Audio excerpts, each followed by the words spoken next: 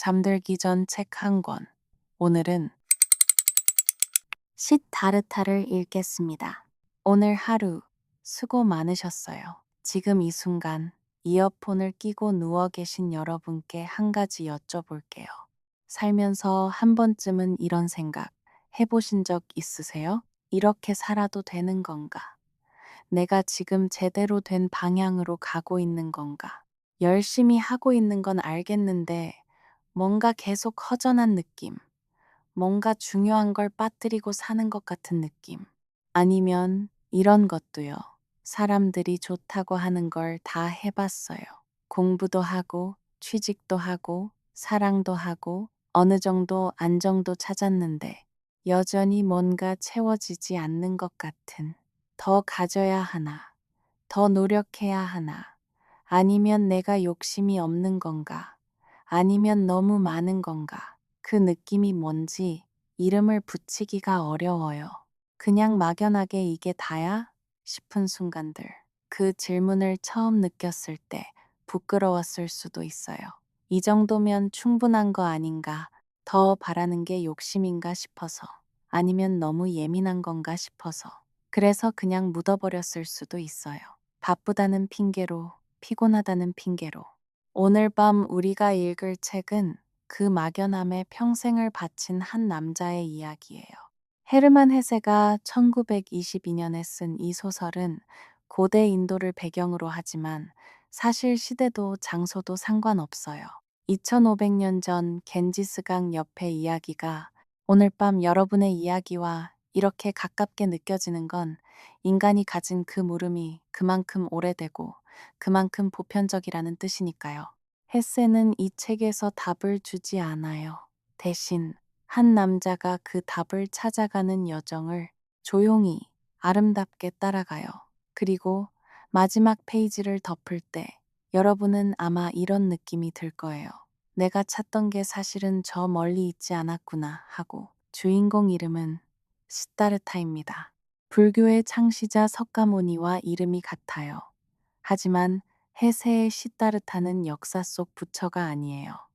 그는 소설 속에서 부처, 즉 고타마를 직접 만나기도 하거든요.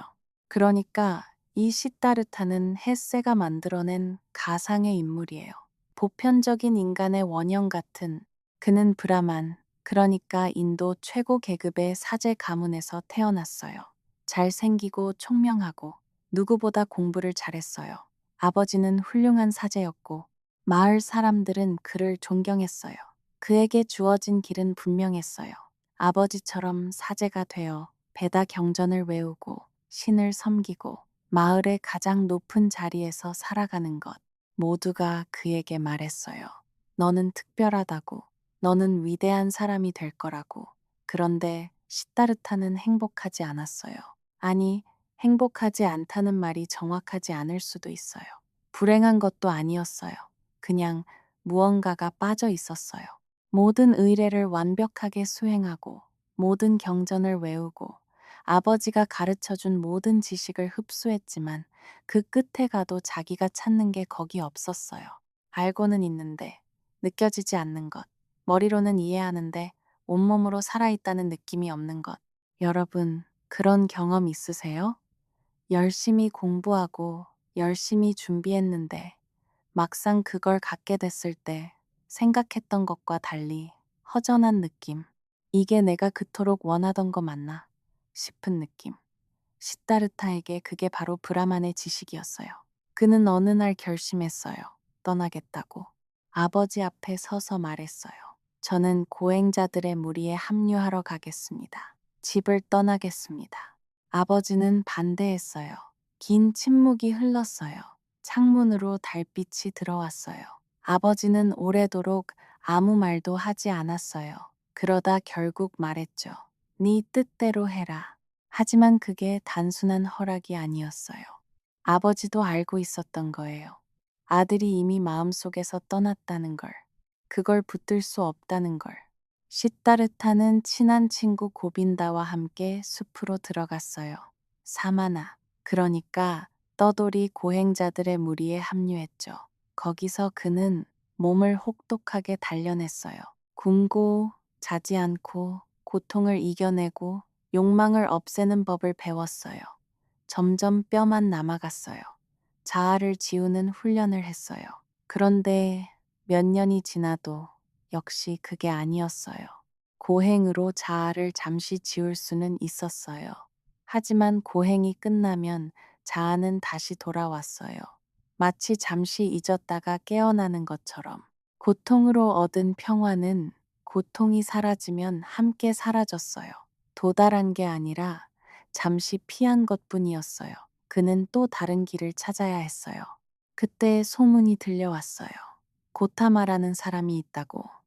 이미 깨달음을 얻은 사람이 있다고. 시타르타와 고빈다는 고타마를 찾아갔어요.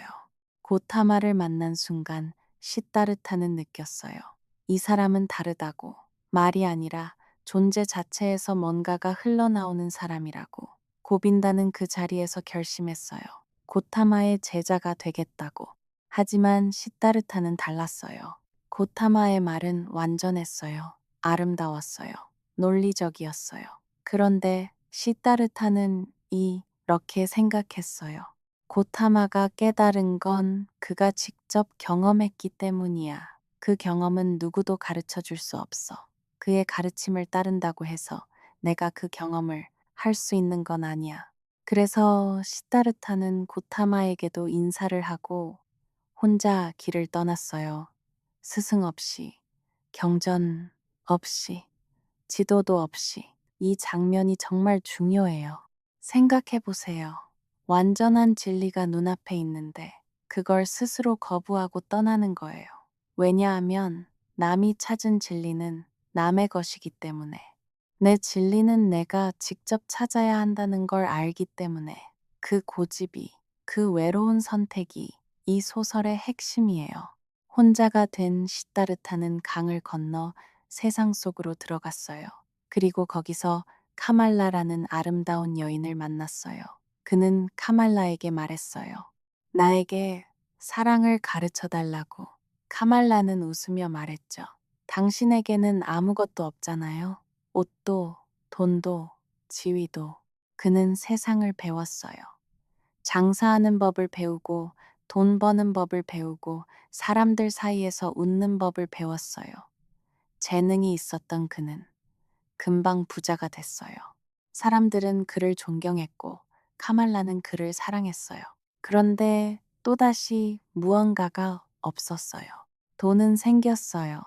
쾌락도 알았어요. 사람의 온기도 느꼈어요. 하지만 오래 지나자 그 모든 것이 그를 조금씩 갉아먹기 시작했어요. 도박을 하고 술을 마셨어요. 자신이 한때 경멸했던 바로 그 새 속의 인간이 되어가고 있었어요. 아침에 눈을 뜨면 무언가 부패한 냄새가 나는 것 같았어요. 그게 자기 자신에게서 나는 냄새 같았어요. 그는 다시 떠났어요. 이번엔 아무 목적지도 없이 그냥 걸었어요. 숲을 지나고 들판을 지나고 결국 강가에 이르렀어요. 예전에 세상으로 건너올 때 건넜던 바로 그 강이었어요. 그는 강물을 내려다봤어요. 그리고 이상한 생각이 들었어요. 저 강물 속으로 들어가면 모든 게 끝나겠구나. 그냥 사라져버리면 어떨까? 그 생각이 너무나 자연스럽게 떠올랐어요. 그 순간 강물 속 어디선가 소리가 들려왔어요. 옴. 인도의 성스러운 소리. 옴. 자신이 어릴 때부터 외웠던 그 소리가 강물에서 들려왔어요. 그는 그 소리에 이끌려 강가에 쓰러져 잠들었어요. 깨어났을 때 무언가가 달라져 있었어요. 사라진 건 아무것도 없었지만 조금 가벼워진 것 같았어요. 그는 강가에 머물기로 했어요. 거기서 뱃사공 바수데바를 만났어요. 말이 별로 없는 노인, 그냥 매일 강을 건네주는 사람, 화려하지도 위대하지도 않은. 하지만 그 눈빛에는 시타르타가 평생 찾던 무언가가 있었어요. 조용한 충만함 같은 것. 바수데바는 말했어요. 강에게서 배울 수 있어요. 강은 모든 걸 가르쳐 줘요. 시타르타는 거기서 살았어요. 매일 강을 보았어요. 강은 늘 흘렀어요. 같은 강인데 물은 늘 달랐어요. 어떤 날은 급하고, 어떤 날은 느리고, 어떤 날은 맑고, 어떤 날은 탁했어요. 그런데 강 자체는 늘 거기 있었어요. 모든 걸 받아들이고 모든 걸 흘려보내면서 그리고 그는 조금씩 느끼기 시작했어요. 자신의 삶도 강과 같다는 걸. 브라만의 아들이었던 자신도, 고행자였던 자신도, 상인이었던 자신도, 지금 뱃사공 곁에 있는 자신도 모두 같은 강이었다는 걸. 그러던 어느 날 카말라가 찾아왔어요. 아들을 데리고. 그녀는 고타마를 만나러 가는 길이었는데 길에서 뱀에 물렸어요. 시타르타의 팔에 안겨 숨을 거두었어요. 그리고 시타르타는 그제야 알게 됐어요. 자신에게 아들이 있다는 걸. 아들은 시타르타를 거부했어요. 거칠고 반항적이었어요. 이 낡은 강가에서 살기 싫다고 했어요. 도시로 가고 싶다고 했어요. 시타르타는 아들을 붙들고 싶었어요. 그게 사랑이라고 생각했어요. 내가 겪은 시행착오를 아들만큼은 겪지 않게 해주고 싶었어요. 하지만 어느 날 아들은 그냥 떠나버렸어요. 시타르타는 가슴이 찢어지는 것 같았어요. 뒤쫓아갔어요.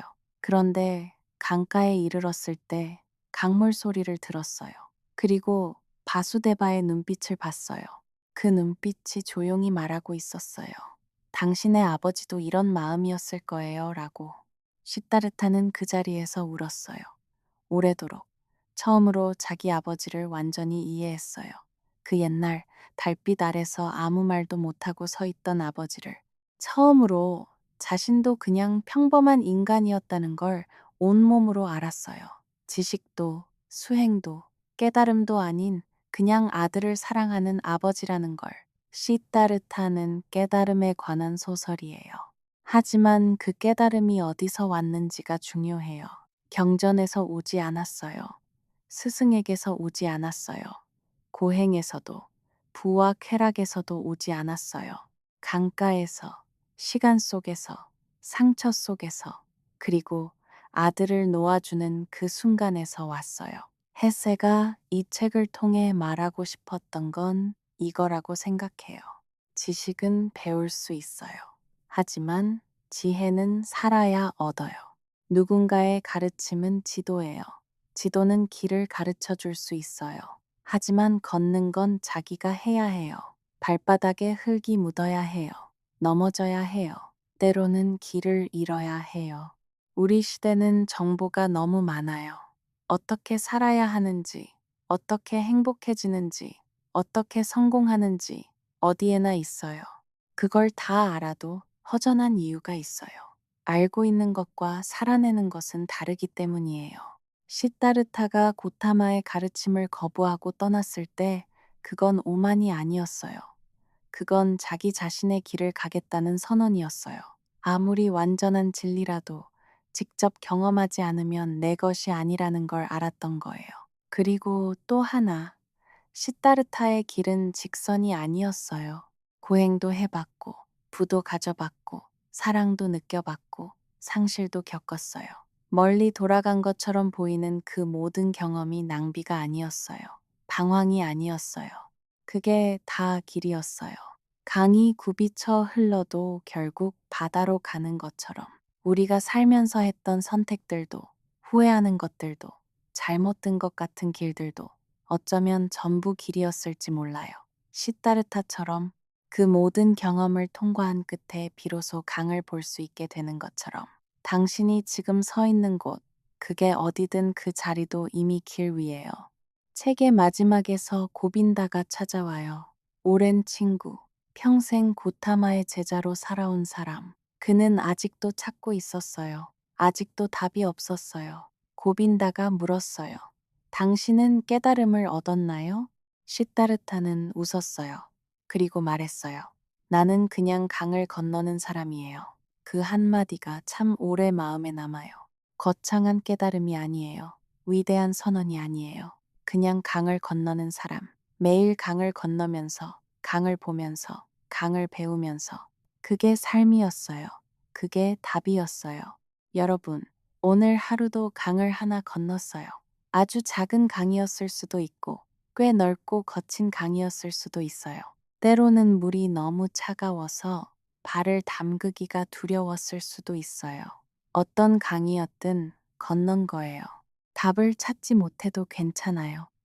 아직 길 위에 있어도 괜찮아요. 시따르타도 평생 걸었어요. 돌아가고 넘어지고 울기도 하면서 걸었어요. 그 걷는 것 자체가 삶이었어요. 오늘 밤은 그냥 오늘 건넌 강을 기억하면서 쉬어요.